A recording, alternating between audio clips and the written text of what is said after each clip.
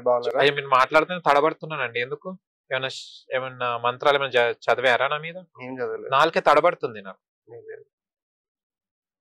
నమస్కారం పెడితే మీరు ప్రతి నమస్కారం పెట్టాలి కదా. ఓకే.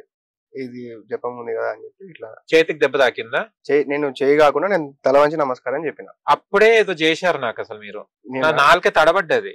తడబడ్డదా? వాటర్ తాగితే సెట్ అయిపోతుంది. మంత్రం అంటే ఇంతకు ముందు ఏమైనా మంత్రం చేశారా నా మీద? నేనేం చేయలేదు. ఏమైనా చాతబడి చేశారా? నేను చేయలేదు.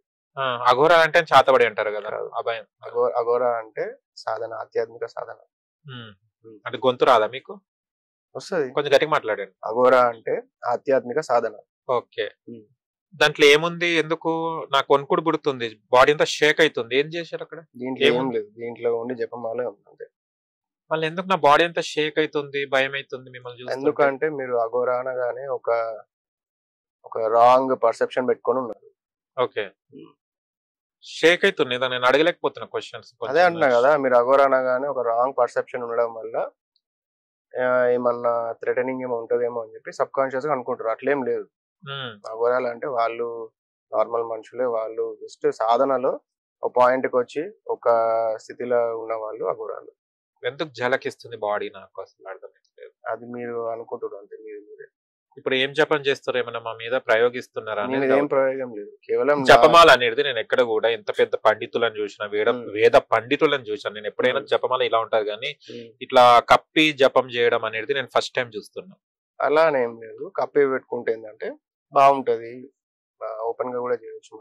చాలా జలకిస్తుంది. నేను బాడీ ఇంటర్వ్యూ చేయలేము.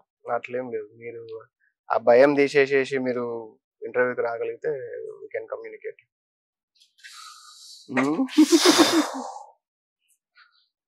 కూల్. చూద్దాం.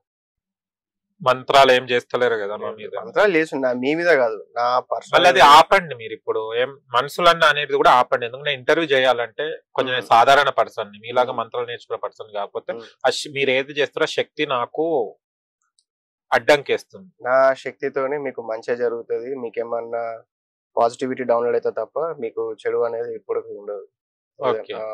అంతేనా? అంతే. ఓకే, చూద్దాం. మీరు ఒక 5 minutes మాట్లాడినా కూడా మీకు అంతో ఎంతో మీకు పాజిటివ్ ఎనర్జీ మీకు జీవితంలోకి వస్తుంది తప్ప ఎటువంటి చెడు అనేది జరిగి మన చెడుకుంటే వెళ్ళిపోతుంది. ఇంకా నా ఆరా జోన్ లో మీరు కూర్చున్నారు కాబట్టి మీ మీద ఏమన్నా ఉన్నా, ఏమన్నా ఇష్యూస్ ఉన్నా, ఏమన్నా వేరే వాళ్ళు ఏమన్నా తంత్రప్రయోగాలు చేసినా కూడా అవన్నీ కట్ అయిపోతాయి. కానీ బాడీ మాత్రం అంటే పాజిటివ్ వైబ్రేషన్స్ రావడం వల్ల నా బాడీ ఇలా అవుతుంది అంటారా? రకరకాల రీజన్స్ వల్ల ఇప్పుడు అందరూ ఎనర్జీకి సెన్సిటివ్ ఉండదు. ఎనర్జీ సెన్సిటివిటీ అనేది ఒకటి ఉంటుంది. ఇప్పుడు గుడికి వెళ్తాం ఫర్ ఎగ్జాంపుల్. గుడికి వెళ్ళినప్పుడు అందరూ కూడా ఆ గుడిలో ఉన్న శక్తిని సెన్స్ కాలేరు. కానీ కొందరు రకరకాల కారణాల వల్ల, వాళ్ళు చేసే సాధన వల్ల కావచ్చు, లేదా వాళ్ళని వాళ్ళు ఉంచుకునే స్థితి వల్ల కావచ్చు, వాళ్ళు ఎన్లైట్ అయినా కాకపోయినా వాళ్ళు కూడా అక్కడ ఉన్న శక్తిని ఫీల్ అవ్వగలుగుతారు. ఓకే. అట్లా ఎనర్జీ సెన్సిటివిటీ ఉన్న వాళ్ళు ఎప్పుడైతే ఇట్లా గురువులు ఎవరైనా ఉన్నప్పుడు వాళ్ళ ఎనర్జీని అన్నది కొంతవరకు ఫీల్ అవ్వగలుగుతారు. దగ్గర కూర్చున్నప్పుడు. అన్న నేను చేయలేను అన్న, కొంచెం వాటర్ ఇయ్యరా? చేయొచ్చు, ఏం కాదు. మీరు వాటర్ ఇయ్యరా ప్లీజ్?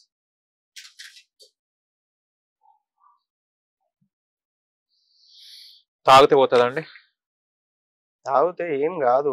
ఇప్పుడు దాన్ని మనం ఒక పాజిటివ్ ఎనర్జీగా స్వీకరించాలి. మనం నార్మల్ గా ఏదైనా గుడికి వెళ్తే మనకి ఎట్లనైతే ఒక పాజిటివ్ వైబ్రేషన్ అనిపిస్తుందో, క్లారిటీ ఆఫ్ థాట్ వస్తుందో, క్లారిటీ ఆఫ్ మైండ్ వస్తుందో, అట్లా ఏ గురువు దగ్గర కూర్చున్నా కూడా మనకి సెన్సెస్ ఎన్హాన్స్ అవుతాయి. అంతే తప్ప మనకేదో చెడు చేయడం, చెడు జరగడం అనేది అయితే ఉండదు. ఓకే, స్టార్ట్ చేస్తున్నా ఇంటర్వ్యూ. కానీ ధైర్యం వస్తలేదు ఎందుకు అన్నది నాకు ఆలోచన. వస్తుంది ధైర్యం. అట్లా మీరు ఆ ఇంటెన్షన్ తీసేయాలి. ఇక్కడ జరిగే ఎనర్జీ ట్రాన్సాక్షన్ ఏదో మీకు ఇబ్బంది పెట్టేది కాకుండా, ఇది మన మంచికే, ఇది ఆయనకు చెడు ఎందుకు చేస్తాడు, ఆయనకేమొస్తుంది, ఆయన మనకి ఏదైనా మంచి నీకే కదా బయట తిరిగేది అన్నట్టు మీరు ఆ ఇంటెన్షన్ లో చూడండి. మీరు రిసీవ్ చేసుకోగలుగుతారు ఈ గైడెన్స్ ని, ఈ ఎనర్జీని. తద్వారా మీ జీవితంలో కూడా మీకు ఏమైనా విషయాలు ఉన్నా కూడా అది వెళ్ళిపోయేటట్టు జరుగుతుంది. ఇంటర్వ్యూ. సరే చూద్దాం, ఇంకోసారి మళ్ళీ స్టార్ట్ చేద్దాం. ఓకేనా? అంటే అఘోరి మీరు ఆడనా మొగనా? అంటే అఘోరా అని అంటారు, కానీ మీ కొన్ని క్యాప్షన్స్ నేను కొన్ని ఇంటర్వ్యూస్ చేసి అఘోరి అని ఉన్నారు. అంటే మీరు ఆడనా మొగనా? నా బయాలజికల్ జెండర్ అయితే మేల్, కానీ నేను ఎనర్జీని బియాండ్ మేల్ ఫీమేల్.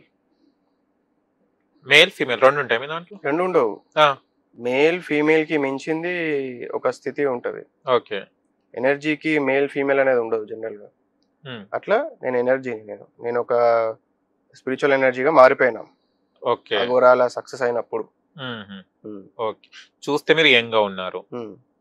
అంటే ఇది మోడ్రన్ అంటే అఘోరాలు అంటే మేము కొంతమంది విభూతులు రాసుకొని అంటే వాళ్ళ లైఫ్ స్టైలే వేరే డిఫరెంట్.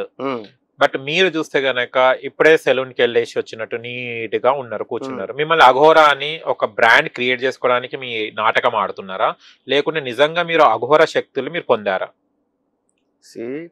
ఒకటి విభూతి పూసుకొని అఘోరాలు ఉంటారు, ఉండరని కాదు. నేను కూడా విభూతి పూసుకుంటా, లోపల విభూతి పూసుకుంటా, పైకి మళ్ళీ డ్రెస్ వేసుకుంటాను. నేను విభూతి పూసుకుంటే అంత ఈజీగా సమాజంలో నేను చేద్దామనుకున్న పని, నేను తిరుగుదామనుకున్న ఏదైతే నాకు ఇంటెన్షన్ ఉందో అది ఇబ్బంది అయిపోతుంది.